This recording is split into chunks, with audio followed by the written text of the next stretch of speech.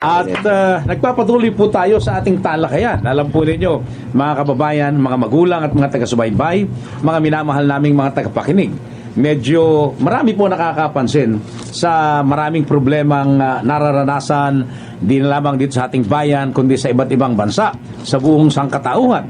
At ito po ang problema ng kahirapan, kaguluhan, at kabiguan. At natalakay po natin sa ating mga nakaraang pagsasayempupuit ang katotohanan ng mga kahirapang ito. Ngayong gabi, titignan po natin. Mukha po yatang kaakibat ng kahirapan na nararanasan, kabiguan at kaguluhang nararanasan ng maraming tao, yung po ang katotohanan ng tila ba napakarami ng masasama. Di po ba? Ano po ba ang ating nakikitang pagtaya sa mga nangyayari sa ating mga kababayan ngayon, Vice Leader Disciple Ronald Pascual?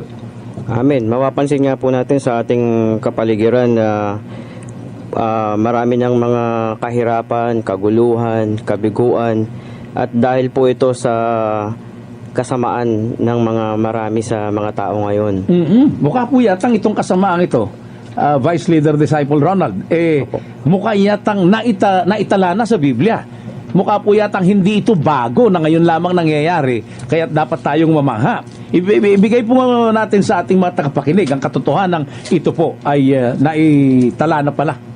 Opo, isa pong patunay dito ay yung makikita natin sa ikalawang Timoteo, Kapitulo 3. Actually, yung buong kabanata pong ito ay nagsasalarawan ng mga kasamaan ng tao sa mga huling araw o huling kapanahunan. Mabilis na mabilis nga po, pasadahan nga natin si kalawang Timoteo Kapitulo 3. Yung pong una, pangalawa at pangatlo yatang bersikulo po yan, hanggang ikalima. Opo, ito po ang sinasabi sa ikalawang Timoteo, Kapitulo 3. Tandaan mo ito, mababatbat ng ang mga huling ang tao'y magiging makasarili, gahaman sa salapi, palalo, mayabang, mapangalipusta, suwail sa magulang, walang utang na loob, at lapastangan sa Diyos. Sila nga po nangyayari na ang lahat ng ito, Vice Leader Disciple Ronald.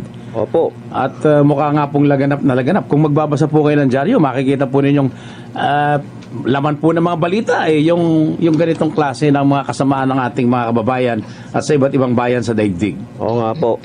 So halimbawa sa araw-araw po nating pamumuhay, sa ating trabaho, makikita natin sa ating gobyerno, yung pong agawan sa kapangyarihan, sa salapi, talaga pong makikita natin yung kasamaan sa paligid natin. Mukha nga pong wala nang iniintindi ang marami sa atin, kundi ang pansariling kapakanan na lamang.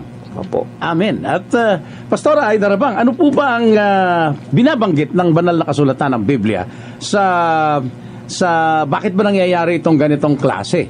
Ano bang dahilan at bakit meron ng kasamaan? Anong klaseng aral na ba?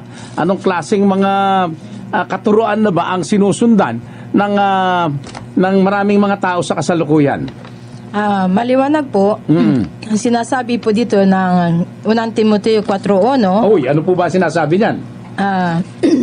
Sabi ho dito, Sabi po niya. Ang sabi po dito sa 4:1, Opo. maliwanag ho ang sinasabi ng Espiritu Amen. sa mga huling araw ay iiwan ng ilan ang pananampalataya. Susunod sila sa mga mapanlinlang na espiritu at sa mga katuroan ng mga demonyo. Matindi nga po pala yan. Amen at talaga po. namang medyo ang mangyayari pala, susunod ang mga tao sa katuruan ng mga demonyo at Amen sa mga po. mapanlinlang na katuruan. Ano po ba ibig sabihin yan? Saan po ba nakikita yan, Pastora Aida Rabang? Dito rin po natin mababasa sa Biblia at sinasabi po dito na, kasi po ang sinasabi nga sa Mateo City 26, kailangan ho ay makinig tayo sa katotohanan na salita ng Diyos. Ibig sabihin, hindi na nakikinig. Amin po. At ito'y nakikita na po natin, itong mga katuruan ng demonyo, mga kung ano-anong kasamaang aral, makikita po nyo sa dyaryo. Amin Makikita po. po niya sa radyo at sa Ah. telebisyon. Amin po. At Opo. lagi natin napapanood sa mga television ang mga nangyayari sa kasalukuyan.